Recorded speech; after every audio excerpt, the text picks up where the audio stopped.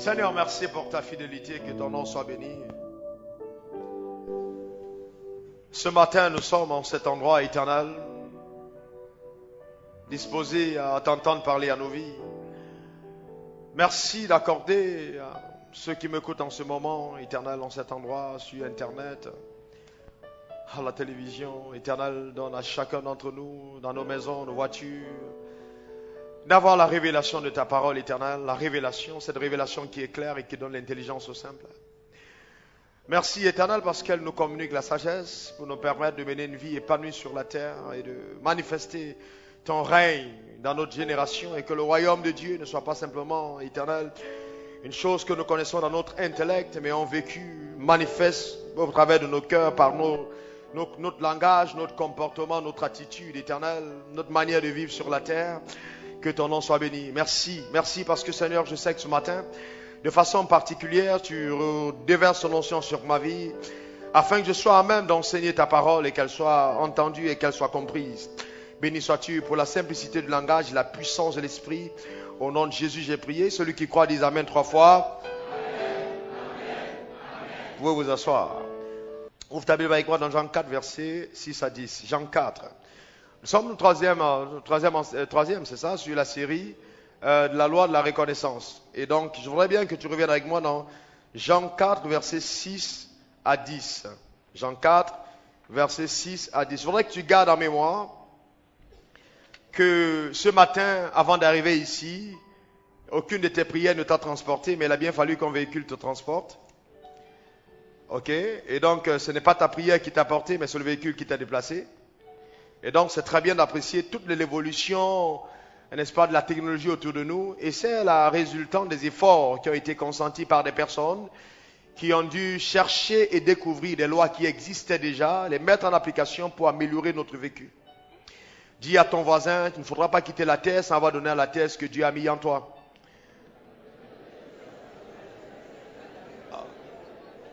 Demande à ton voisin de te répondre, de bien qu'il réponde. Dis quelque chose à ton voisin ce matin.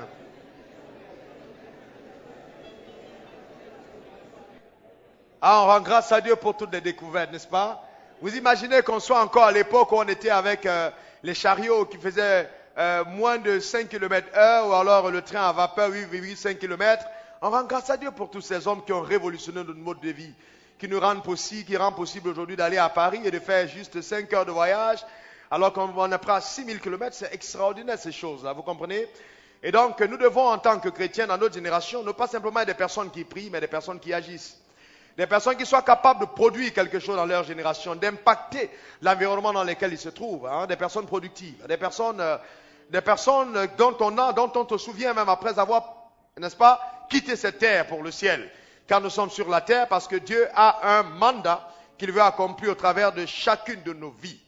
Alors, le drame, c'est que malheureusement, souvent même, certains d'entre nous ne découvrent pas le potentiel, le talent, la grâce, les dons que Dieu a mis en eux. Ils n'arrivent même pas à comprendre le sens, le but pour lequel ils ont été suscités par Dieu. Et ça, tant que vous ne l'avez pas compris, vous êtes vous-même en train de vivre une vie qui va vous amener à un traumatisme certain. Parce que votre réel épanouissement ne sera possible que quand vous-même vous aurez découvert de façon fondamentale et réelle le but pour lequel vous vivez sur la terre. Je vais vous dire avec expérience que l'argent ne sera pas vous épanouir. Je vais vous dire ceci avec certitude. Les dons du Saint-Esprit ne sont pas suffisants pour te rendre heureux. La puissance de Dieu ne te rendra pas épanoui. Je te dis, c'est insuffisant pour que tu sois épanoui. Je connais des personnes qui ont été visitées par Dieu et qui sont frustrées quand elles rentrent chez elles. Ce matin, je vais t'amener à voir les choses de manière différente. Il y a des choses qui sont si précieuses autour de toi que tu n'as pas eu la peine de valoriser comme Dieu veut que tu valorises. Et ça va changer ton regard, ton appréciation à l'égard de certaines choses. Et je suis certain que ta vie deviendra meilleure. Dis à ton voisin, ta vie va être meilleure. Encore avec foi, ta vie va être meilleure. Alors, pour introduction, Jean 4, versets 6 à 10, une histoire que j'aime bien, parlant de la loi de la reconnaissance, puisque nous sommes sur la série des lois spirituelles, la loi de la reconnaissance, la loi de la révélation, la loi de la découverte, de l'identification, de la perception. Et donc, regardez comment est-ce que ça agit dans ce passage, Jean 4, versets 6 à 10. La Bible dit que là se trouvait le puits de Jacob. Souvenez-vous que Jacob, c'était un patriarche, Dieu d'Abraham, d'Isaac et de Jacob. Jean 4, verset 6. D'accord, c'est ici que ça se passe. Et donc, fatigué du voyage, était assis au bord du puits. C'était environ la 6e heure. Une femme de Samarie vint puiser de l'eau. Jésus lui dit, donne-moi à boire. Oh, j'aurais aimé être là et que Jésus me demande à boire. Et donc la Bible dit au verset 8, car les disciples étaient allés à la ville pour acheter des vivres. La femme samaritaine lui dit, comment toi qui es juif, me demandes-tu à boire? À moi qui suis une femme samaritaine. Les Juifs, en effet, n'ont pas de relation avec les Samaritains. Jésus lui répondit, si tu connaissais, en quelque sorte, si tu reconnaissais le don de Dieu, et qui est celui qui te dit, donne-moi à boire, tu aurais toi-même demandé à boire, et il t'aurait donné de l'eau vive. Donc c'est une belle histoire. Jésus demande à boire une femme samaritaine.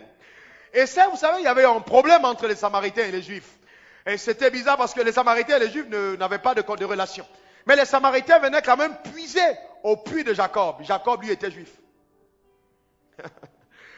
Et donc, au bord de ce puits, Jésus y était. Et donc, il voit la femme, il dit, donne-moi à boire. Et tout de suite, la femme lui dit, mais comment est-ce que toi, tu peux oser me demander à boire? Est-ce que tu ne respectes pas, n'est-ce pas, de la loi? Nous ne devons même pas parler, toi et moi. Donc, écoute, bois ton eau, laisse-moi puiser mon eau, et puis je m'en vais. Jésus continue en disant, si tu connaissais le don de Dieu. En fait, il dit à la femme, si tu avais reconnu qui est en face de toi et qui te demande à boire, tu aurais plutôt dit, donne-moi à boire. C'est toi qui aurais demandé à boire. Et moi, je t'aurais donné de l'eau vive. Quand tu aurais bu cette eau, tu n'aurais plus jamais eu soif.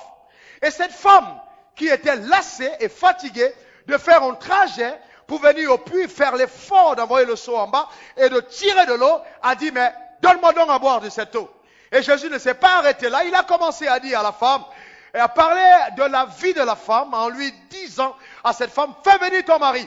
La femme dit, je n'ai pas de mari. Il dit, tu fais bien de dire, tu n'as pas de mari, parce que tu en as eu 5. La femme dit, waouh, je reconnais que cet homme de Dieu est un prophète. Donc il a fallu certains signes pour que cette femme reconnaisse que cet homme, Jésus, était un prophète de Dieu. Vous savez, ce que vous n'avez pas reconnu ne vous sera jamais utile. Vous ne pouvez pas jouir de ce que vous n'avez pas reconnu. Si vous n'avez pas reconnu, vous ne pouvez pas en jouir. Est-ce que vous êtes avec moi? Si vous ne reconnaissez pas les dons de Dieu dans votre pasteur, vous ne pouvez pas jouir de lui. Vous ne reconnaissez pas les dons de Dieu dans la vie d'un frère, ou alors les compétences dans votre secrétaire, vous n'allez jamais puiser le meilleur d'elle. Et il faut aller au-delà de ce qui est apparent. Cette femme a regardé à l'apparence, elle a vu, mais elle n'a pas perçu. Et beaucoup d'entre nous voyons, mais ne percevons pas. Un homme spirituel ne doit pas simplement voir, il doit percevoir. Percevoir nous permet de voir au-delà de ce qui est apparent, au-delà de ce qui est manifeste, au-delà de ce qui est visible.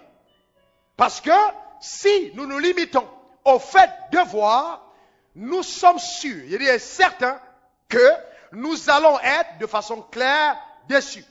La femme vit que l'arbre était bon à manger. Elle l'a vu, mais elle n'a pas perçu. Tout ce qui est apparemment bon n'est pas toujours bon. Et donc, il faut fondamentalement, n'est-ce pas, percevoir au-delà de ce qu'on voit. D'autres appelleront ça le discernement, mais j'ai dit non, ça va au-delà. C'est la loi de la reconnaissance, qui opère par la révélation de Dieu. Il faut une révélation qui te permet d'identifier, la loi de l'identification. Quand tu as identifié, maintenant tu peux découvrir les merveilles que Dieu a mis autour de toi, dont tu souvent n'en jouissais pas pendant longtemps. Vous vous êtes rendu compte que vous allez, par exemple, chez le concessionnaire, vous voulez prendre une nouvelle voiture, ou alors chez le tailleur pour prendre une nouvelle robe, ou sur votre chausseur pour une nouvelle paire de chaussures, qui vous fait un tel effet quand vous ne l'avez pas encore acheté.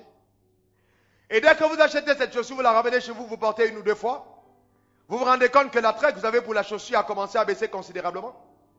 Vous savez ce qui se passe? On a souvent tendance à ne pas valoriser ce qu'on a déjà, et à n'apprécier que ce qui n'est pas encore à soi. Dis à ton voisin, j'espère que ça ne te concerne pas ce qu'il vient de dire.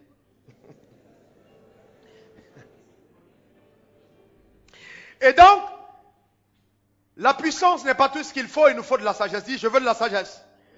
Encore, je veux de la sagesse. Parce que c'est par la sagesse que le monde a été créé. Et c'est par l'intelligence que les cieux subsistent. Donc, j'ai besoin de sagesse. Au-delà de l'onction. Et j'ai dit aux hommes de Dieu, c'est bon l'onction. D'ailleurs, nous avons l'onction. J'ai de l'onction, je sais.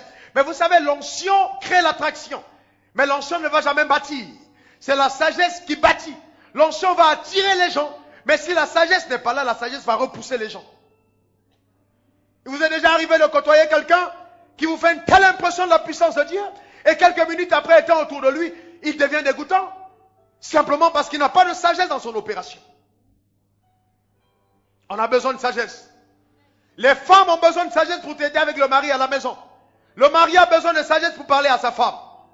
Les directeurs de société ont besoin de sagesse pour coacher leurs employés. Et les employés ont besoin de sagesse pour une relation avec les patrons. Les hommes d'affaires ont besoin de sagesse pour gagner de l'argent.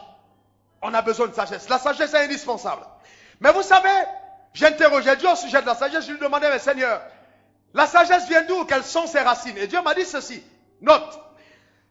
Les racines de la sagesse, c'est la capacité à accorder aux choses la valeur que Dieu leur accorde. Voilà les fondements de la sagesse. La capacité d'accorder aux choses la valeur que Dieu leur accorde. C'est-à-dire, faire le maximum d'efforts à avoir, dans chaque jugement que nous dégageons, le regard de Dieu. Dis après moi, le regard de Dieu. Encore le regard de Dieu. Donc il est important d'avoir le regard de Dieu. Voir les choses comme Dieu les voit. Accorder aux choses la valeur que Dieu leur accorde. C'est ça la racine de la sagesse. Revenons à la création. Parce que ce matin, je vais parler de comment reconnaître le conjoint qu'on a pour sa vie. Alors laisse-moi te dire, marié, femme mariée, ce message va te concerne aussi. Ce sera pour notre âme un véritable régal. J'en suis convaincu. Tu seras si heureux en sortant de cet endroit parce que Dieu t'aura communiqué quelque chose de précieux. Je sais que la vie va être transmise ce matin. Et donc, revenons à la création. La Bible dit, Dieu, quand il crée l'homme, vous savez, il le crée, Genèse 1, verset 26, Dieu créa l'homme à son image, selon sa ressemblance. Il le créa homme et femme, dans une version, dans le grec, si on va plus loin, c'est mâle et femelle. Ok, il le créa à son image, selon sa ressemblance, et puis Dieu les bénit, et Dieu leur dit, soyez féconds, multipliez, assujettissez et remplissez, dominez sur tous les oiseaux du ciel, sur tous les reptiles qui rampent sur la terre, sur tous les poissons de la mer. Donc Dieu crée l'homme à son image, il le crée à l'image de Dieu, il le crée mâle et femelle, homme et la femme. Mais après, quand Dieu place l'homme dans le jardin d'Éden, il donne à l'homme cet ordre dans Genèse 2, versets 14 à 15, et il place l'homme dans le jardin afin que l'homme puisse cultiver le jardin et que l'homme puisse le garder. Il dit à l'homme, tu pourras manger du fruit des arbres, la connaissance du bien et du mal, tu pourras manger du fruit des arbres, de tous les arbres du jardin, mais tu ne mangeras pas de l'arbre de la connaissance du bien et du mal. Le jour où tu en mangeras, tu mourras.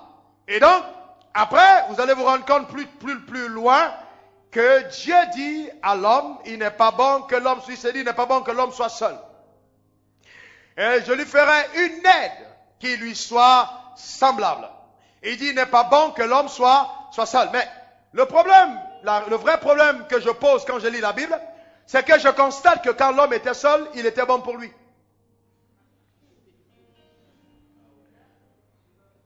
Je continue, hein. Quand l'homme était seul, il était bon. Parce que quand l'homme était seul, il n'a pas eu de problème.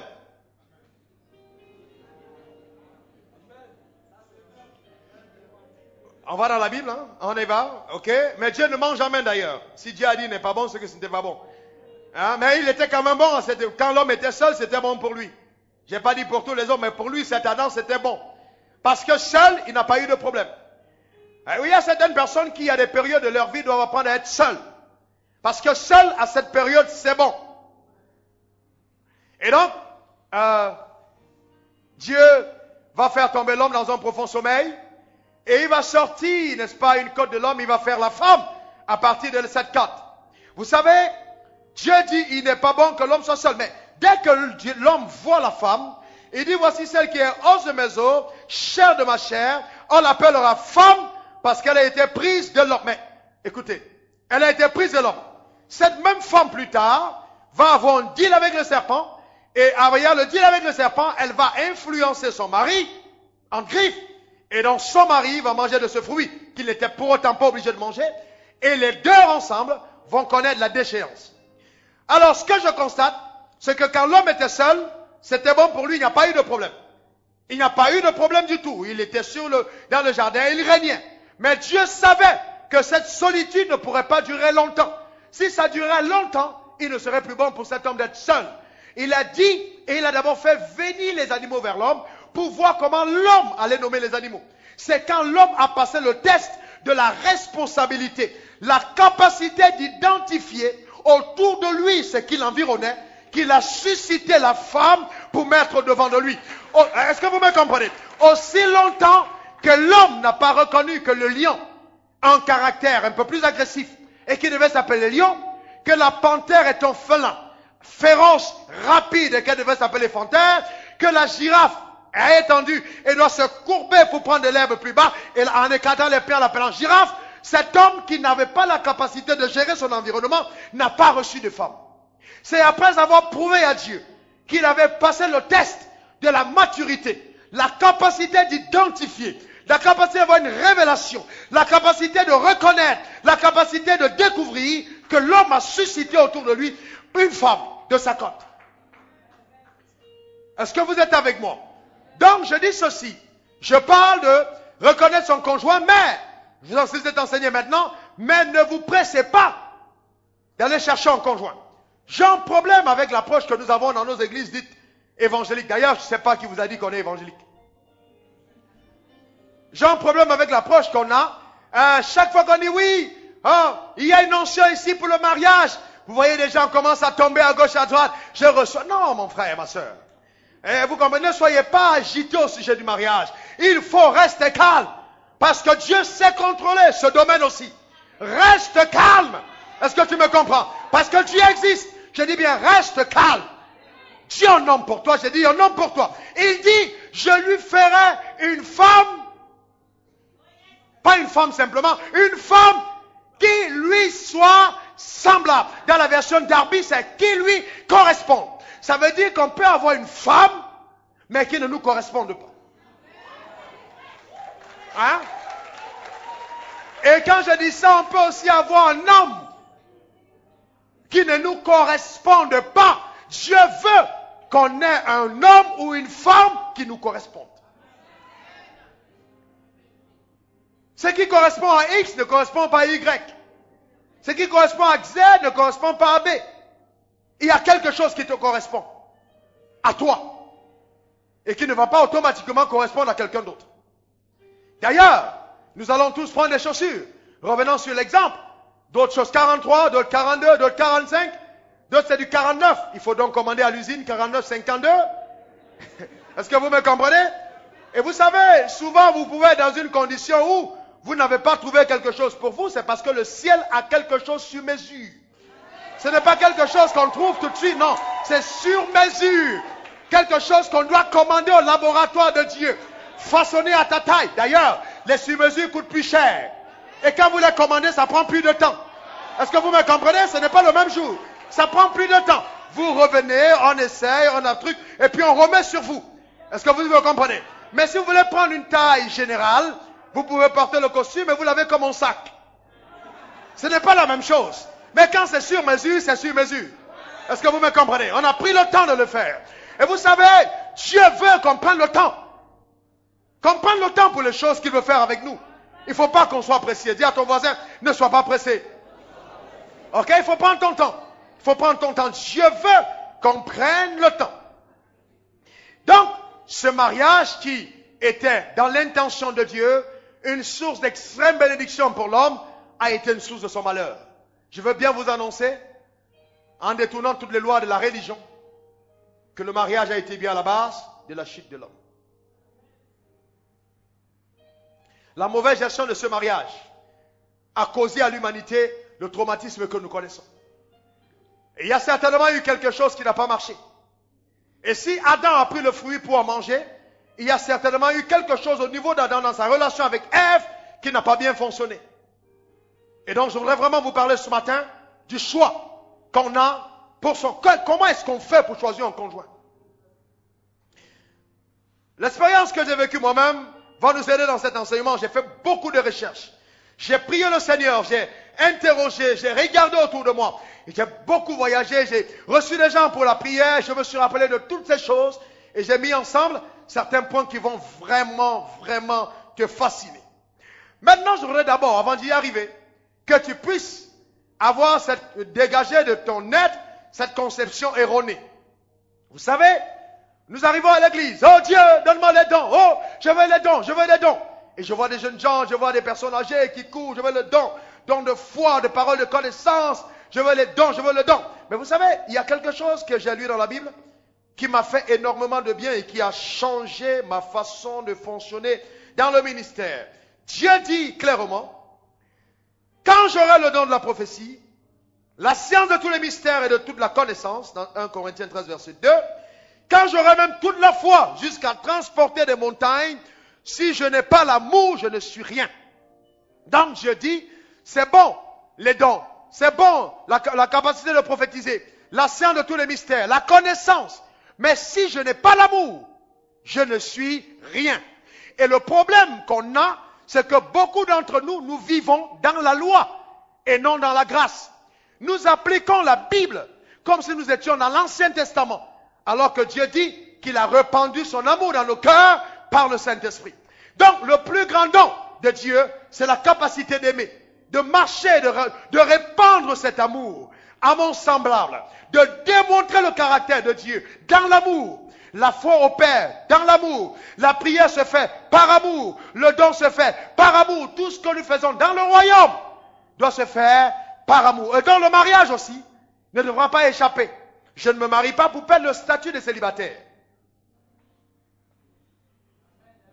Je ne me marie pas parce que la dame a beaucoup d'argent. Parce que j'ai vu aujourd'hui, les jeunes gens viennent me voir. Ouais, on m'a dit non, tu sais, tu fais le ministère. Il faut épouser une femme qui est riche. J'ai dit bon, pourquoi tu en discutes avec moi? Est-ce que c'est ce que je t'ai dit? Il faut discuter avec celui qui t'a dit ça. Nous sommes dans une société qui est devenue hyper matérialiste. Il faut changer les choses. Vous savez, nous avons le don du Saint-Esprit. Nous avons les dons de Jésus. Mais beaucoup d'entre vous ne savent pas qu'il existe le don du Père. Parce que si Jésus nous a donné le ministère, en appelant les hommes comme apôtres, prophètes, évangélistes, pasteurs, enseignants, le Saint-Esprit nous a donné les dons de l'Esprit, la parole de connaissance, la parole de sagesse, le discernement de l'Esprit, le don de prophétie. Il doit exister les dons du Père. Vous y avez déjà pensé en un seul moment? Les dons du Père doivent exister. Est-ce que vous savez que le fait d'exister dans un monde, d'avoir des arbres, c'est un don de Dieu? D'avoir de la plage, c'est un don de Dieu? D'avoir autour de toi ton père, c'est un don de Dieu? Ta mère, c'est un don de Dieu? Tes frères, ce sont des dons de Dieu? Ce sont des dons que Dieu a mis à côté de toi, qu'il faut savoir valoriser, il faut savoir respecter. Et la Bible va plus loin. Dans Proverbe 19, verset 14, on peut hériter de son père des maisons et des trésors, mais celui qui trouve une femme intelligente, c'est un don qu'il a reçu de Dieu. Donc, ta femme est un don. Répète après moi, ma femme est un don. Ou alors mon mari est un don. Non, ta femme n'est pas un frein, mais un don. Mais pourquoi vous ne parlez plus? Mon mari est un don. Vous savez, je vais vous prendre, je sais, je comprends. Il y a eu tellement de blessures, tellement de choses. Je comprends, mais nous parlons le langage de la foi. On appelle les choses qui ne sont pas comme si elles étaient. Mon mari est un don. Il faut confesser ces choses. Elles arrivent en manifestation. Amen. C'est important. Vous savez, vous prenez un couteau un matin, vous êtes en train de faire de peler une orange parce que vous voulez en extraire son jus pour votre petit déjeuner. Et paf, vous ratez l'exercice et le couteau s'en va directement sur votre doigt. Vous commencez à saigner. Vous jetez le couteau rapidement, vous allez essayer de faire un pansement. Et après, puisque vous avez quand même besoin de votre orange, vous ne dites pas les couteaux ne sont pas utiles. Non, vous prenez quand même le couteau, vous le nettoyez et vous recommencez l'exercice. Ce n'est pas parce que ton mari t'a blessé, ce n'est pas parce qu'un homme a offensé ta mère que les hommes cessent d'être ce que Dieu a voulu qu'ils soient. Ça veut dire que si cet homme a eu un problème, on peut le nettoyer.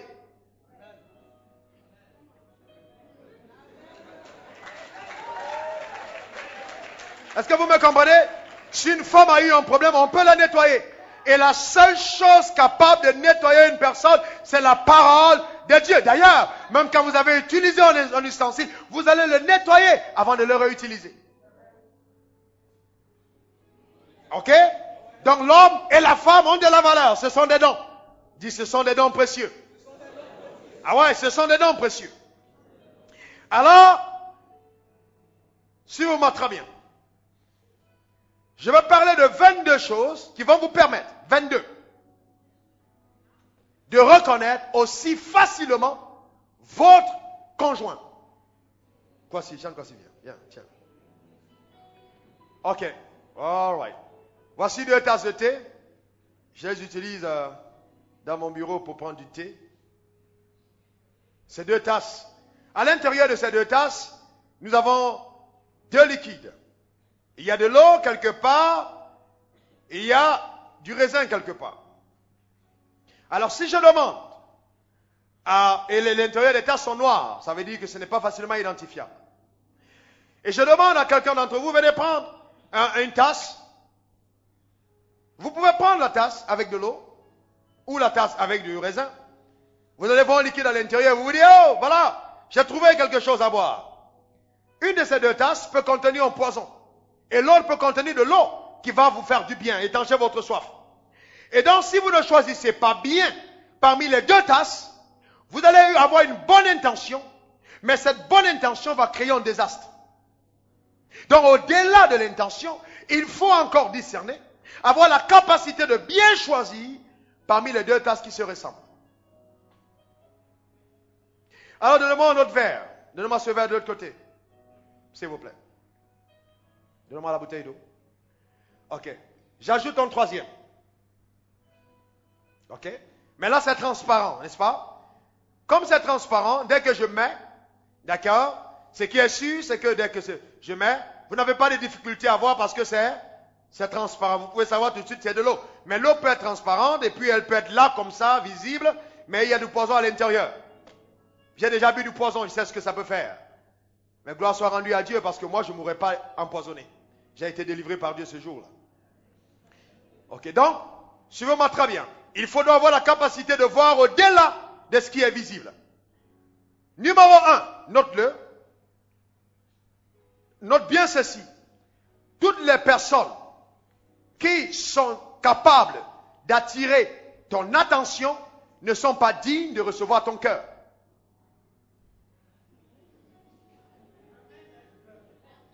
Je reprends. Toutes les personnes qui sont dignes d'attirer ton attention ne sont pas dignes de recevoir ton cœur. On ne reçoit pas ton cœur avec une voiture. Parce qu'on est beau.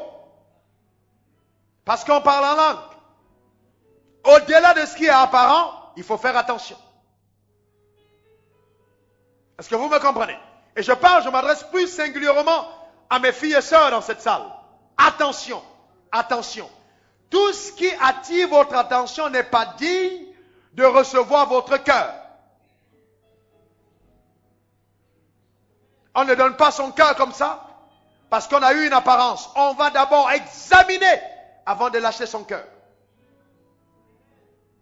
Est-ce que ça va? Faites attention aux gens qui vous font de grosses déclarations le même jour. Ils savent quelles sont les intentions qu'ils ont derrière. Donc, ok, on va reposer, d'accord? Mais vous voyez, arrête. Vous voyez, si vous voulez, par exemple, découvrir ce que vous allez faire, vous prenez cette tasse, vous la secouez, tiens-toi bien dessus, ok, vous voyez, quand vous secouez, ce qui est dedans sort, n'est-ce pas? Vous allez vous rendre compte que les gens vont vous présenter une apparence agréable, mais c'est quand vous les secouez, quand vous êtes en contact avec eux, que ce qui est vraiment à l'intérieur d'eux finit par se répandre. Est-ce que vous me comprenez? Donc prenez le temps d'amener ces personnes à s'agiter et à faire sortir ce qui est en eux. Est-ce que vous me comprenez? Il faut prendre le temps. Prenez le temps. Prenez d'abord le temps. Ne vous pressez pas. Est-ce que ça va? Est-ce que vous me comprenez? Donc quand vous prenez le temps, ce qui est à l'intérieur sort. Et la Bible dit, c'est de l'abondance du cœur que la bouche parle. Numéro 2. Quand vous êtes avec quelqu'un, ne le reconnaissez pas par les costumes qu'il porte, mais par les paroles qu'il prononce. Ce qui sort de sa bouche va révéler la réelle identité de la personne que vous avez. Est-ce que vous me comprenez? Il y a des gens qui peuvent étudier, bosser le langage des chrétiens. Mais écoutez, laissez-les sortir de l'église. Arriver quelque part, aller quelque part dans un café, observez leur réaction. Quand ils parlent, ne vous dites pas non, sa bouche a glissé. Non, c'est le vrai lui qui est sorti. Est-ce que vous me comprenez?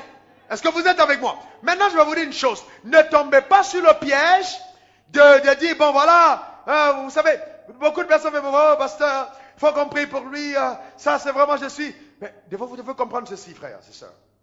Le mariage est sacré. Il est sérieusement sacré.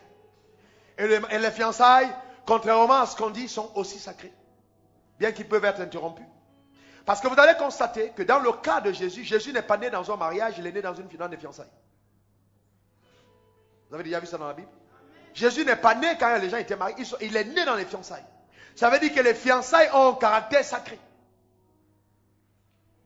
Donc vous ne pouvez pas, la Bible dit, qu'il était fiancé à Marie et elle fut enceinte par la vertu du Saint-Esprit avant qu'ils n'eussent habité ensemble. Donc, vous ne pouvez pas simplement, bon, on s'observe et vous êtes dans la même maison, dormant sur le même lit. L'observation est terminée. Est-ce que vous me comprenez? Non, ce n'est plus possible. Est-ce que vous êtes avec moi? Est-ce que je vais vous dire, en revenant sur le troisième point, n'oubliez jamais ceci. Quand un homme et une femme se rencontrent, l'homme regarde au corps de la femme. Le corps l'attire. Mais la femme regarde au cœur. Parce que le premier homme a été créé, il n'y avait pas de femme. Donc sa première réaction, c'était de chercher. Les hommes ont un regard prédateur. Ils sont toujours en train de regarder à gauche, à droite. Même le jour où ils arrivent à la mairie, ils regardent. Ils regardent. On ne sait pas ce qu'ils cherchent. On ne sait pas ce qu'ils cherchent. Ils regardent à côté.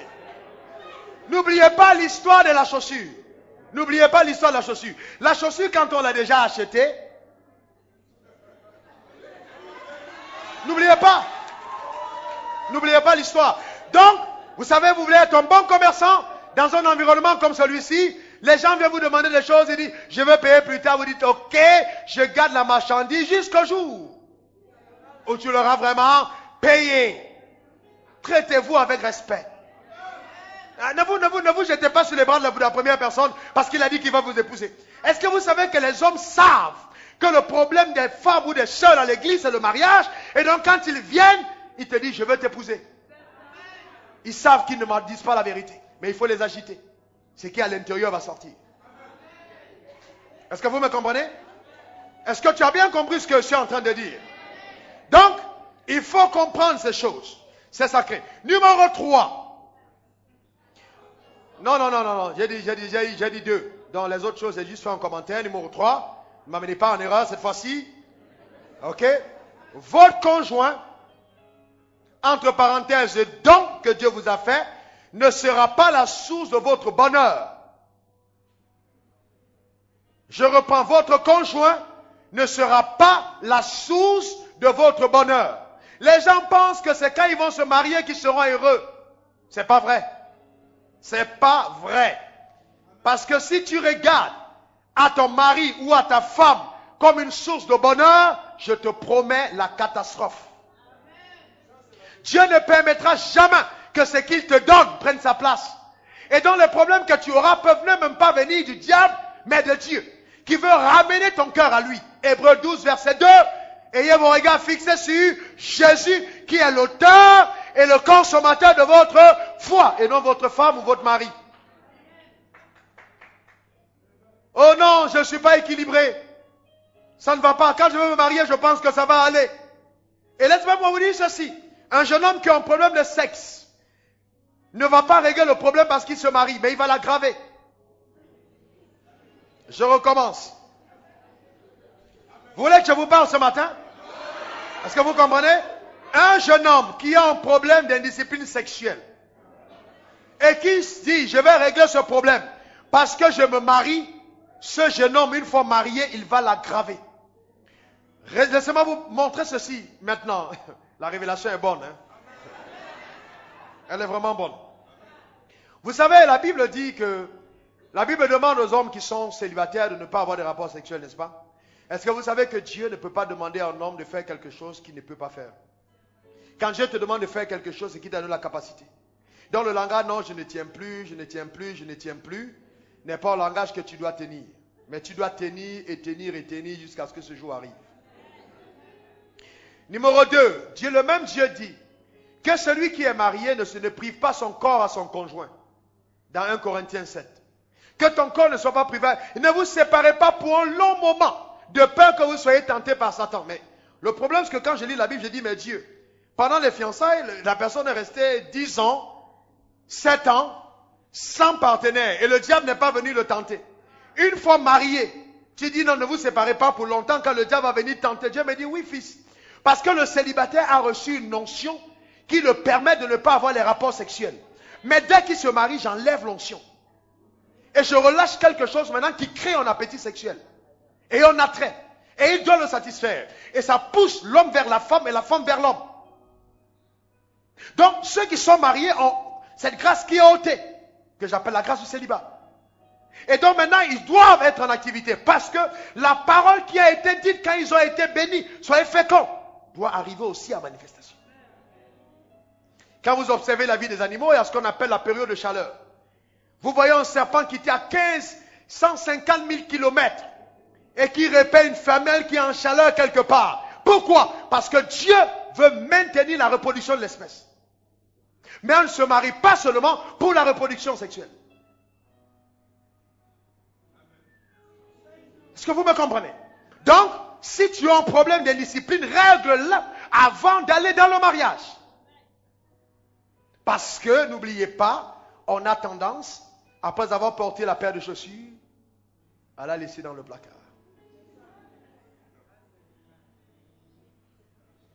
Donc l'homme, suivez-moi bien, quand il regarde la femme, il regarde le corps, la tête du corps. La femme n'est pas comme ça parce qu'elle n'a pas été, elle n'a même pas eu le temps de regarder. Dès qu'elle est sortie de l'homme, paf, les poissons chirurgicaux l'a mis devant. L'homme regarde, il dit waouh, voici ce qui est os de mes os, chair de ma chair. On l'appellera femme parce qu'elle a été prise de l'homme. Donc la première chose que la femme entend, c'est une bonne parole. Donc elle scène le cœur de l'homme. C'est pour ça que toutes les femmes de la terre, que ce soit la femme président, la femme ménagère, quand une bonne parole est relâchée, le cœur bouge un peu. Il y a quelque chose qui se passe là-dedans. Est-ce que vous me comprenez? Donc faites attention. Et les hommes le savent. Donc ils fabriquent des paroles pour toucher ton cœur. Et quand ton cœur est touché, tu sers de ton corps. Et dès qu'il prend le corps, il retire son cœur. Ah, dis, on les a dit. Ouais. Est-ce que tu peux acclamer le Seigneur pour ça? Est-ce que vous me comprenez? Donc, dès qu'il a le corps, il retire le cœur. Quoi? On me signale que j'ai 15 minutes qui restent. Oh my God, I don't. C'est pas possible. Est-ce que vous comprenez? Donc, voilà, dès qu'il a eu le corps, il retire son cœur. Donc, faites très attention. C'est pour ça que dans votre choix, point numéro 4. Tout ce que vous voyez n'est pas tout ce qui existe. Point numéro 5. Tout ce que vous voyez n'est pas tout ce qui existe. L'apparence n'est pas toujours tout ce que vous voyez n'est pas tout ce qui existe. Point numéro 5 qui lui est semblable. On ne se marie pas parce qu'on a vu, mais plutôt parce qu'on a perçu. C'est-à-dire on a vu au-delà. On ne se marie pas parce qu'on a vu, on se marie parce qu'on a perçu. Est-ce que vous vous rendez compte que Adam a perçu? Il n'a pas simplement vu, hein. Il dit, voici celle qui est os de mes os. Comment est-ce qu'il a fait? Il a vu au-delà de la chair. Chair de ma chair, on l'appellera. Est-ce que vous savez que femme veut dire doux? Donc il est allé au-delà de percevoir, il a connu le caractère. Femme veut dire doux, la docilité. C'est pour ça que quand vous voyez même dans les couples, parce que Dieu a voulu qu'il y ait un mâle et une femelle, quand vous voyez, regardez même les PD, d'autre côté là. Alors les gens aujourd'hui n'ont plus envie de dire ces choses, mais si les gens se taisent et que nous les prédicateurs on se tait, alors le monde va à la dérive. Au moins nous on doit continuer de dire que ce n'est pas quelque chose de correct et que nous n'allons jamais accepter qu'un homme et un homme se mettent ensemble, que ce soit, la Bible appelle ça une abomination. Une femme et une femme, vous cherchez quoi ensemble? Imaginez-vous comment c'est sale. Si ce n'est pas le diable, comment est-ce qu'une chose pareille est possible? Est-ce que vous me comprenez? Et ces choses-là, on commence à être tolérant. Ah non, vous savez, il faut être tolérant. Mais il y a des choses sur lesquelles, quand une abomination se présente, il faut la condamner. On ne tolère pas l'abomination. Ne prenez pas votre enfant qui commence à être pédé à la maison, vous dites non, je dois l'aimer. Il faut être... Non, là vous devez être ferme. D'ailleurs, s'il arrive à cette dimension, ça veut dire que dès le bas âge, vous avez épargné la discipline, le fouet à l'enfant. Vous savez, l'enfant va vous tester. Hein? Il arrive devant vous et puis il fait quelque chose. Il voit comment vous réagissez. Quand vous prenez ça avec douceur, il augmente et il gagne du terrain. À un certain moment, vous stoppez fermement. Dans un caractère ferme. Est-ce que vous me comprenez? Pour que tout le monde se retrouve. Que vous ne mettez pas dans le temps, dans le sein de brimade, mais d'éducation. Certains d'entre nous, nous avons été brimés. Certains d'entre nous. Mais pas l'éducation. D'accord? Donc, on va au-delà de ce qui est apparent. Point numéro. Ok, allons-y. Dieu a limité le choix de ses enfants. Il faut en être conscient. Dieu a limité le choix de ses enfants. Ça veut dire qu'en tant qu'enfant de Dieu, ton choix est limité. Tu n'as plus la capacité de choisir comme tout le monde. Le païen peut prendre à gauche, à droite, à gauche, mais le chrétien ne peut pas. La chrétienne ne peut pas. 2 Corinthiens 6, 14. Vous ne pouvez pas vous mettre, n'est-ce pas, avec un joug, sous un joug étranger. Donc, le choix d'un enfant de Dieu est limité à l'enfant de Dieu. Dis-moi, le choix de l'enfant de Dieu?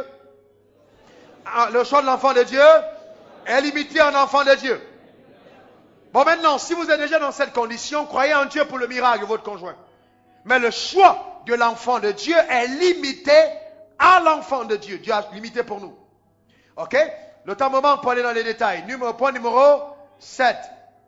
Celui qui prétend vous aimer doit vous le démontrer. Ce n'est pas simplement en vous apportant un bouquet de fleurs, vous avez plus de valeur que ça. Alors maintenant, je vais vous parler un peu de comment est-ce qu'on démontre l'amour. Vous êtes prêts? Il doit vous le démontrer. Il doit vous le démontrer. Vous avez de la valeur. Donc, numéro 1, vous savez, il faut, quand quelqu'un t'aime, c'est automatique qu'il te fasse des cadeaux. Et le cadeau n'est pas toujours quelque chose de cher. Bon, ne soyez pas aussi cette personne qui dit, est-ce que je mange la fleur? Donc, comprenez le langage du cœur. Est-ce que vous me comprenez? D'accord? Et donc, il y a les cadeaux qui sont l'expression de notre amour. Il y a le temps de qualité que la personne passe avec toi. Tu ne peux pas prétendre aimer quelqu'un et ne pas passer le temps avec elle. Et vous savez, si dans les fiançailles déjà, il n'a pas eu le temps avec toi, ce n'est pas dans le mariage qu'il aura. Est-ce que vous me comprenez? On a souvent même plus de temps dans les fiançailles que dans le mariage. Donc, s'il n'a pas ton temps, le temps de passer avec toi, pour discuter de certaines choses fondamentales, ça ne sert à rien d'avancer. Alors, de quoi devez-vous parler pendant ce moment? Vous devez discuter de quoi? 1. De la foi. Première question, on va se marier, où irons-nous à l'église? Oh, pasteur, c'est pas grave, quand on va se marier, on va décider. Non. Parce que si vous ne décidez pas maintenant, ça peut être la source d'un sérieux problème demain. Il faut décider maintenant. Numéro 2, la question de la belle famille. Comment tu vas te voir ça? Qu'en sera-t-il de mon père, de ma mère? Et de deux côtés, discutez. Quel est le regard que vous avez? Prenez la Bible comme repère. Parlez de ces choses. Non, c'est pas après vous dire non, ta belle-mère est sorcière. Si ma belle-mère est sorcière, c'est ma mère. Et il faut qu'on règle ce problème comme la Bible le dit. Ma mère est un don de Dieu pour moi. Et donc réglons ces affaires. Qu'est-ce que la Bible dit? La Bible dit que le mari est le chef de sa famille. La Bible dit l'homme quittera son père et sa mère. Parlons de ça. Tu ne vas pas prendre une femme, transporter chez toi et prendre ta mère, mettre au-dessus pour dire montre à ma femme comment elle est une femme. Tu n'as pas épousé une gaminette, mais une femme que tu devras respecter et honorer. Et si, écoutez-moi bien, vous devez parler de ça. Et je vais dire aux hommes, parce que nous sommes en Afrique. Ce n'est pas les blancs, ne vous diront pas ça parce qu'ils ne connaissent pas ces problèmes. Laissez-moi vous dire ceci. Si vous ne mettez pas, vous ne faites pas attention, vous allez exposer vos femmes à la vindicte de votre famille. Parce qu'on est dans un contexte où les gens pensent que quand tu épouses une femme, elle vient voler l'argent que tu as. D'ailleurs, et c'est erroné. Donc les gens, ok, ils se disent, bon, elle va venir voler l'argent que j'ai. Qu'on a. Et je veux des gens qui te prennent, non, pas le mariage, pas d'acte de mariage. Vivez ensemble, pas d'acte de mariage. Mais comment est-ce que vous pouvez accepter une chose pareille? Il faut vous marier légalement. Le concubinage n'est pas de Dieu, mais c'est hautement démoniaque. Il ne faut pas accepter ça. Parlez de la belle famille. Parlez de la question d'argent. Examinez le point de l'argent. J'ai vu beaucoup de personnes ont des problèmes, des chrétiens, pas parce qu'ils ne sont pas bénis, mais parce qu'ils gèrent mal leur argent. Ils ne connaissent pas l'ordre des priorités. Frère, laissez-moi vous parler un peu. Laissez-moi vous dire une chose. Vous savez, si vous voulez, je parle d'abord des femmes, vous savez qui est une vraie femme. Ne vous arrêtez pas au fait qu'elle ait des ongles comme celles des aigles et des cheveux comme du feu. Ok, ça peut être très bon pour l'apparence, mais rendez-lui visite et voyez un peu comment se trouvent ses marmites à la maison. Regardez sa cuisine. Si vous arrivez chez elle et que la cuisine est en désordre alors que son sac est toujours clean elle-même, cette femme-là n'est pas vraie.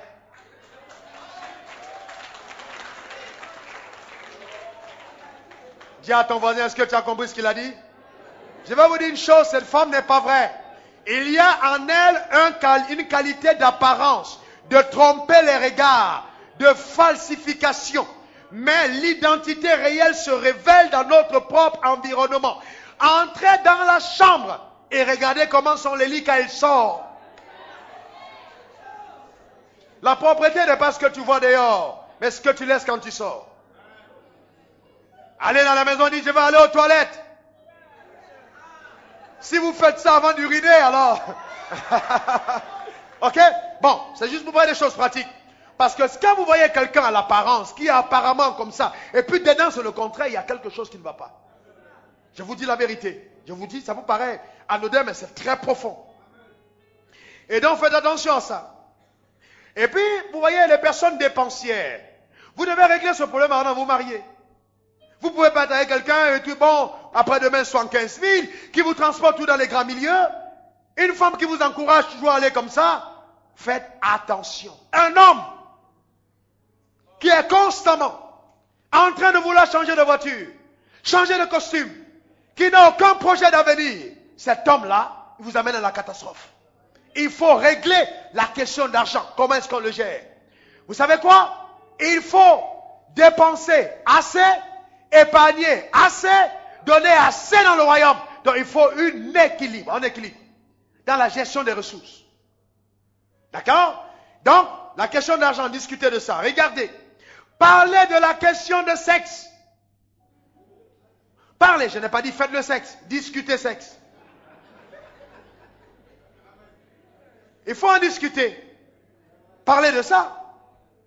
Mais si vous avez quelqu'un qui vient d'un endroit où on lui a dit que, vous savez, il faut s'attacher les mains derrière le dos quand on va vers une femme parce que la femme est impure et tout, on va juste pour avoir des rapports sexuels et puis paf, c'est terminé. Un homme qui ne peut pas vous célébrer comme ça se doit, vous courez le risque de tout casser à la maison chaque matin. Vous devez en discuter. Sérieusement, en discuter. Vous savez le problème qu'on a dans nos églises, on dit c'est tabou. Mais nos enfants passent le temps dans les films à voir à partir de 15 ans toutes ces affaires dans le film. Donc si on ne leur dit pas ça à l'église, qui leur dira la vérité? Ils discutent de ça à l'école, ils parlent de ça. Vous le voyez 15 ans, mais il y a des champions dedans. Donc il faut, oui, je vous dis la vérité, il faut corriger ça à l'église.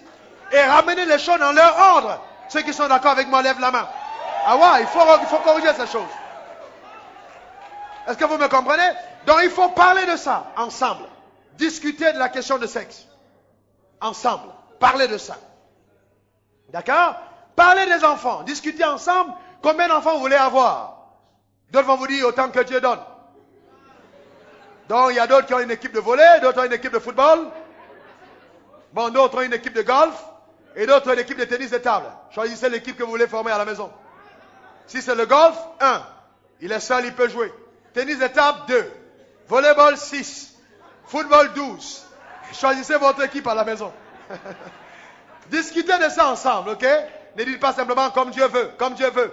Non, il faut discuter. Là où 2 ou 3 s'accordent à mort. Ok, là où 2 ou 3 s'accordent à mort.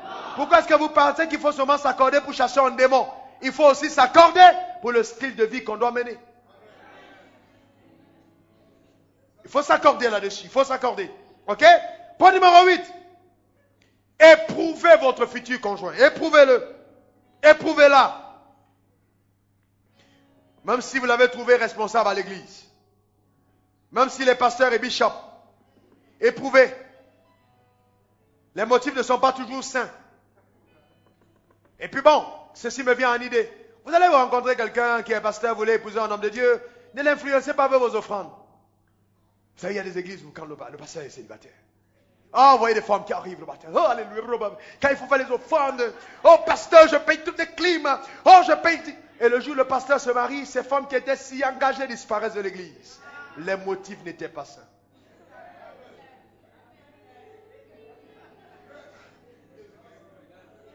Ben, comment un homme de cet âge peut connaître tant de choses?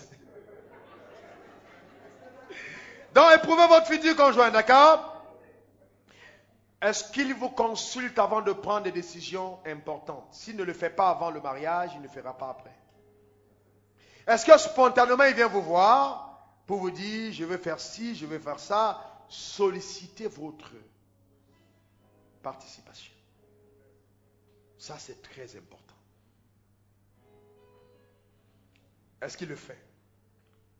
Donc, il faut être à même de l'éprouver. Observez numéro 9, c'est qui attire ou retient son attention. Observez-le. Vous allez dans un endroit, et puis tout de suite, vous savez, la musique commence à passer. Ça peut être du zouglou ou n'importe quoi. Il faut regarder comment est-ce qu'il commence à se trémousser. Qu'est-ce qui attire son attention? Est-ce que vous comprenez? C'est pas là que vous savez qui est la réelle personne. Vous marchez avec lui, regardez comment est-ce qu'il se retourne. Quand vous êtes là pour regarder quelqu'un d'autre. C'est un signal fort. Regardez ce qui attire son attention. Quand vous êtes ensemble, regardez la télé et puis un film X est en train de commencer. Ne zappez pas en premier. Laissez voir comment est-ce qu'il va réagir. C'est là où vous savez. C'est là comment il commence à réagir. C'est là où vous connaissez la personne. Est-ce que vous me comprenez? Mais vous avez des acteurs. Et des actrices. Est-ce qu'il aime la compagnie des moqueurs? C'est-à-dire que c'est toujours ça, des moqueurs et des pécheurs. Si vous avez quelqu'un qui est toujours à l'aise, il va dans les cafés avec les païens, il va non, il revient le soir, non, j'étais juste marié, je suis arrêté juste en bas dancing, prendre un pot avec les amis avant de rentrer. Vous le voyez le soir, il revient, parce que vous d'abord, il sent déjà la cigarette avant de rentrer chez lui. Il aime les païens, il est à l'aise avec les païens. Stop. Je vous dis stop. Il ne sera pas, vous allez faire peut-être une semaine la nuit sans le voir à la maison le soir. Observez ça, d'accord? Maintenant, point numéro 10, est-ce qu'il se soumet à Dieu? Est-ce qu'il se soumet à Dieu? C'est-à-dire, il faut voir, est-ce qu'il investit dans le royaume de Dieu? Même pas, vous êtes dans la même voiture, regardez s'il viole constamment les feux. Vous savez, ça vous paraît bizarre, mais quelqu'un qui viole constamment le feu est quelqu'un qui a en lui la sémence de la rébellion à l'autorité. Il n'a aucun respect pour l'autorité. S'il a violé le feu rouge de votre maison va le violer. Donc il faut bien observer pour voir s'il viole les feux. Est-ce qu'il a sur lui une autorité spirituelle? Est-ce qu'il a une autorité spirituelle sur lui qu'il reconnaît? Point numéro 12. Oh, j'aime ça. 11. Est-ce qu'il est fier ou elle est fière de vous présenter à ses amis? Est-ce qu'il est fier ou elle est fière de t'amener dans les réceptions, présenter aux amis, voilà ma femme, voici mon mari. Vous savez qu'il y a des femmes qui sont mariées aux hommes et qui n'aiment pas présenter leur mari. Et des femmes aussi qui n'aiment pas présenter leur femme. Les hommes qui n'aiment pas présenter leur femme, vous le savez. Est-ce qu'il est fier de te présenter? Parce que si même à l'époque des fiançailles, là où tu as encore la taille qui recherche, le poids qu'il recherche, à ce moment-là, il n'est pas prêt. Alors, et juste un conseil en passant. Si quelqu'un t'a rencontré quand tu pesais 50 kilos, fais un effort 10 ans plus tard de ne pas avoir 90. Parce que ce n'est pas sûr que si tu avais 90 kilos le jour où il t'avait vu, tu aurais attiré son attention. Généralement, la forme que vous avez, quand votre fiancé vous rencontre, ou quand des deux côtés, c'est la forme réelle que cette personne désire avoir. Ne l'oubliez jamais. Maintenant, par après, toutes les autres mutations qui arrivent, la personne, par amour, accepte. Mais si on recherche au fond, il y a un repère. Et ce repère était celui du départ. Ne vous éloignez pas trop. N'oubliez jamais que la nourriture que vous mettez dans la bouche, c'est vous qui l'achetez. Est-ce que vous me comprenez? Les glaces, les chocolats, vous êtes là, vous chocolat. Mais c'est non, quand même, non. On ne parle pas de ça aujourd'hui. C'est pas de ça qu'on parle, ok? D'accord. Numéro 12. Attention aux hommes et aux femmes. Aux hommes. Attention, hommes. Hommes, attention. Hommes, attention aux femmes qui font le premier pas. Ce n'est pas Dieu qui dit, c'est moi qui dis. Faites attention. Une femme qui vient vous voir, oui, Dieu m'a dit, tu étais mon mari, qui vous... Non, faites attention. Généralement, vous n'êtes pas la première personne à qui elle a déjà parlé. Faites attention aux femmes qui font le premier pas.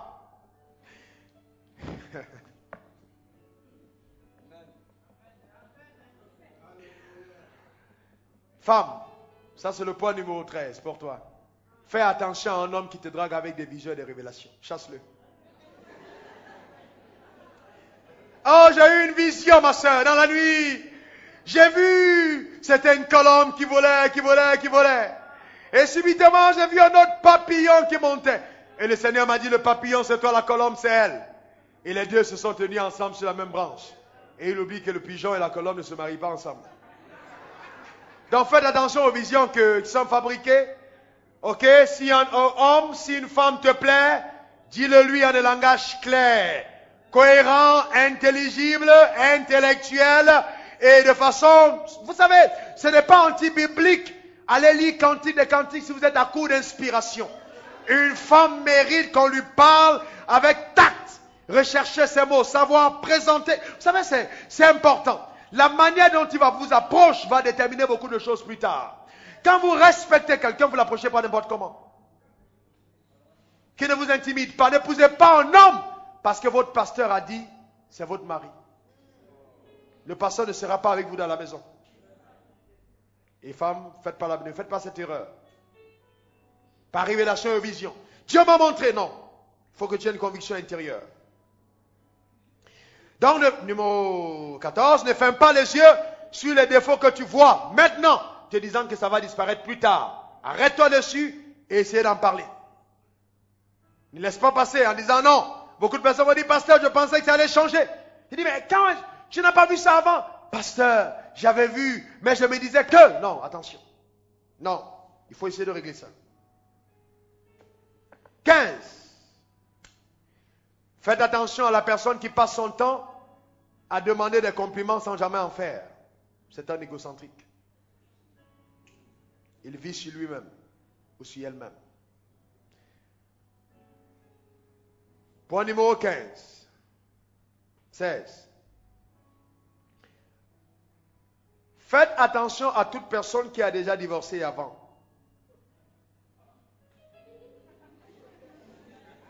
Je vous dis la vérité. Vous savez, souvent on pense que non, dans tous les cas, quand moi je viendrai, je serai la meilleure personne. C'est arrivé, j'ai même vu une sœur venue me voir, homme de Dieu. J'ai dit, mais il est marié. Elle me dit, ça ne fait rien. Le Canaan était une terre occupée. Il faut qu'on chasse les Philistins, je vais m'installer. Faites attention, ce n'est pas biblique. Les gens ont reçu ta dîme, ils ont reçu tes offrandes et tout, en disant, oui, on va prier, cet homme va chasser sa femme, tu vas entrer. Faites attention. Je ne crois pas que ce soit vraiment ce que Dieu veut qu'on fasse. Donc, quelqu'un qui a divorcé avant, n'allez pas précipitamment. Examinez la cause. Comprenez pourquoi est-ce que ce truc a eu lieu. Pourquoi est-ce que je vous le dis? La vie est cyclique. Quand ton cycle a été déclenché, si on ne fait pas attention, il se redéclenche. Donc, examinez bien. Je vais dire quelque chose qui ne va pas plaire à certains hommes, mais je le dis quand même. Numéro 1, ce point numéro 17, n'épousez jamais un homme qui ne travaille pas et qui n'a pas de goût pour le travail. Est-ce que vous pouvez acclamer le Seigneur pour ça, femme? Voilà. Un homme qui ne travaille pas et qui n'a pas de goût pour le travail. Il n'a pas d'ambition pour le futur, n'est pas appelé à être mari. Il est bon pour lui qu'il soit seul. Est-ce que vous me comprenez? Très très bien. Maintenant, je vais au point numéro 18. Un homme qui est resté trop longtemps seul est un homme à examiner plus longtemps. C'est-à-dire, vous voyez un homme qui est seul, 40 ans, 45 ans, tout va bien, et puis il est toujours seul. Danger. Examinez plus longtemps. Ne vous jetez pas dans ses bras en disant non, examinez longtemps. Il peut avoir de bonnes raisons, mais découvrez-les d'abord. Avant d'y aller. Point numéro 19. Ou 20, je crois que c'est 19. C'est 20 ou 19? Si ton pasteur est un homme de Dieu, ne méprise pas son point de vue concernant ton mariage. Si ton pasteur, tu reconnais que ton pasteur est un homme de Dieu, et tu viens parler à ton pasteur, et ton pasteur a une attitude te disant, fais attention, ne méprise pas son point de vue. Ne méprise pas son point de vue. Si c'est vraiment un homme de Dieu, ne méprise pas son point de vue. 20. Observez si cette personne a une sérieuse et profonde volonté de faire la volonté de Dieu. Il faut avoir à côté de vous quelqu'un qui craint Dieu au point de rechercher véritablement sa volonté. Il faut rechercher profondément, très profondément, quelqu'un qui a le désir de faire la volonté de Dieu. Point numéro 21.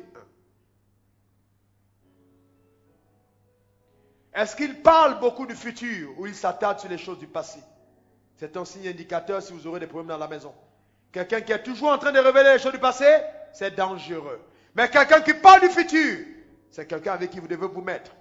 Parce que cette personne, le futur et non le passé. Il y a des gens qui passent tout leur temps à réveiller le passé. Ce sont des personnes qui aiment les problèmes. Il faut voir ceux qui ont le regard vers le futur. Lot a pris une mauvaise femme, elle regardait toujours en arrière, elle est devenue une statue de sel.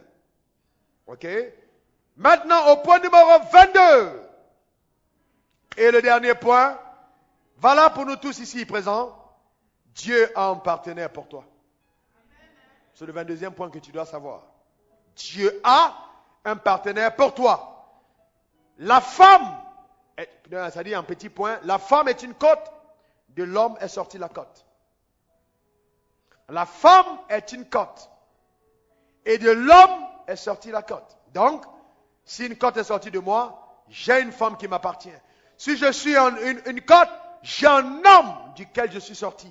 Et le désir de mon cœur devra être, Seigneur, que ta volonté parfaite soit faite dans ma vie. Est-ce que tu crois vraiment que Dieu a parlé à ton cœur ce matin? Est-ce que tu le crois? Alors je vais prier pour tous ceux qui sont dans la salle, d'accord? On va se lever tous ensemble, d'accord? On va prier ce matin. Ok? Je m'excuse derrière pour les 10 minutes supplémentaires que j'ai pris. Ok? Ok, d'accord? Posez la main sur votre cœur maintenant. Tout le monde est ici levé. On va prier ensemble maintenant. Certains d'entre nous ont des problèmes dans le mariage, d'autres vivent des mariages heureux, d'autres vont se marier. Alors nous allons faire une prière ensemble ce matin. Pose ta main sur ton cœur. Dieu est capable de le faire, même si à cet âge, en ce moment, tu n'as pas encore un conjoint. Dieu a un homme pour toi. Dieu a une femme pour toi, il le fera. Répète après moi, Seigneur Jésus, de tout mon cœur, j'incline mon cœur à l'obéissance de ta parole. Je sais que tu as un conjoint pour ma vie. Je crois, Seigneur, de tout mon cœur. Maintenant, les mariés vont répéter après moi. Éternel des armées, je veux célébrer le don que tu as placé dans ma vie. Je veux voir cette personne avec le regard de Dieu, avec ton regard, l'apprécier, Seigneur, comme tu l'apprécies. Merci pour la sagesse que tu me donnes d'aimer mon conjoint, de l'aimer comme la Bible demande, au nom puissant de Jésus. Maintenant, tout le monde va prier. Seigneur, merci. Et maintenant, les célibataires vont prier. Merci, Seigneur. Je crois que tu as un conjoint pour ma vie. Je l'appelle au nom de Jésus. Éternel des armées, tu as dit, il n'est pas bon que je sois seul. Je crois, Seigneur, que ta parole est vraie. Et je demande de tout mon être que le conjoint que tu as pour moi, que tu l'envoies. Je me prépare à l'accueillir, à le recevoir, à l'identifier, à le célébrer, à découvrir la grâce que tu me réserves au travers de cette personne. Merci pour ton œuvre puissante et vivante dans ma vie. Au nom de Jésus, j'ai prié. Amen. Maintenant, je prie pour tout le monde. Seigneur, je veux te rendre grâce. Au nom de Jésus, je me lève contre toutes les œuvres des ténèbres, contre tout ce qui a été fomenté par la puissance de Satan pour empêcher à ce mariage avoir lieu. Je combats ces œuvres au nom puissant de Jésus. Et je déclare, aucune âme forgée contre le juste ne sera prospérée. J'annonce sur ta vie que tu vas te marier, car telle est la volonté de Dieu. Je m'oppose à ces agents du mal, à la puissance des ténèbres, qui combat la stabilité des mariages, qui empêche au mariage d'être épanoui. Je lis ces forces, je propulse dans les abîmes des ténèbres, au nom puissant de Jésus. Je commande que tu reçoives la sagesse et l'intelligence pour traiter ton conjoint avec respect, pour magnifier la personne que Dieu t'a donnée. Et que vous soyez heureux, et que vos enfants soient pour vous un sujet de joie, que votre maison soit un arbre de paix, que ce soit le jardin d'Éden, la manifestation de la gloire, et que Dieu y règne de façon puissante, dans la justice, l'amour, la sainteté, la paix, la passion, au nom puissant de Jésus. Père, que ton nom soit béni, parce que tu le fais en ce jour. Je veux te rendre grâce, car tu établis ta parole dans chacune des familles. Restaure les mariages détruits, restaure les familles brisées, agis avec force. Éternel des armées, par ta parole et ta puissance, tu es capable de changer les cœurs, de restaurer les personnes influencées, Seigneur. Que la tradition, les dogmes, ce que nous avons reçu de nos pères, qui ont influencé notre manière de traiter nos femmes, de traiter nos maris, que cela soit totalement lessivé par la parole de Dieu, au nom puissant de Jésus. Et que nous puissions avoir la sagesse, de rentrer aux racines et de faire les choses comme tu veux que ça se fasse. Éternel des armées, que ton nom soit glorifié.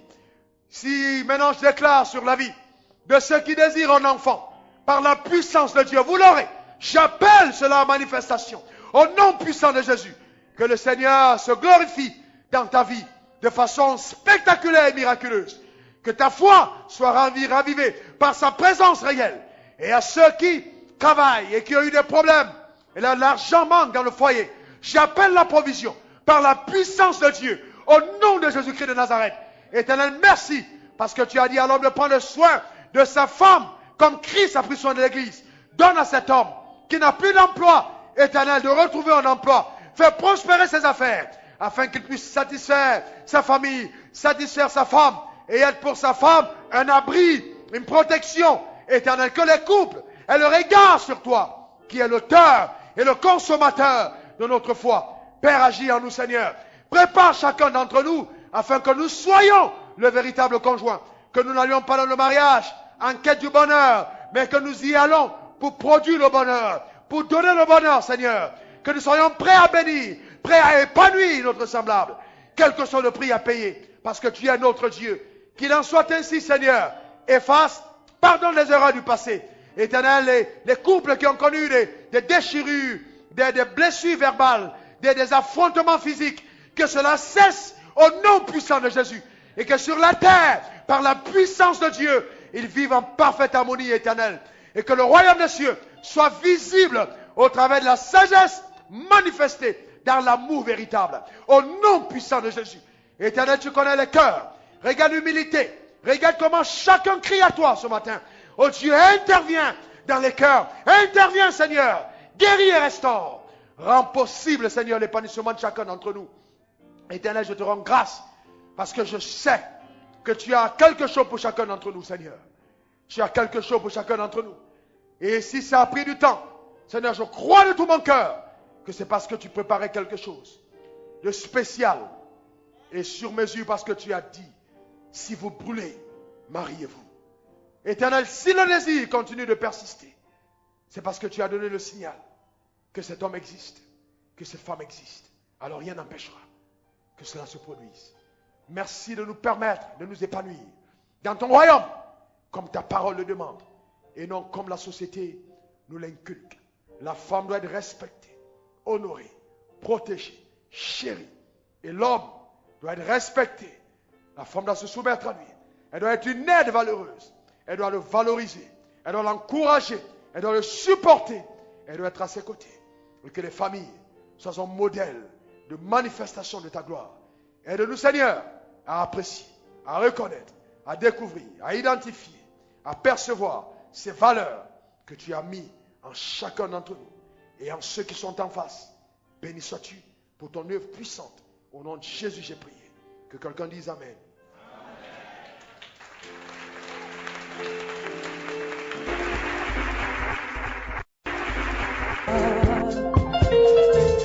Toi seul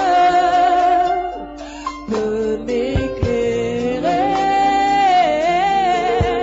Oui, viens, Seigneur, m'ouvrir les yeux. Manifeste ta présence. Convainc-moi de ta puissance. Surprends-moi. Prends-moi par ta bonté, manifeste ta présence et convainc-moi de ta puissance, convainc-moi de ta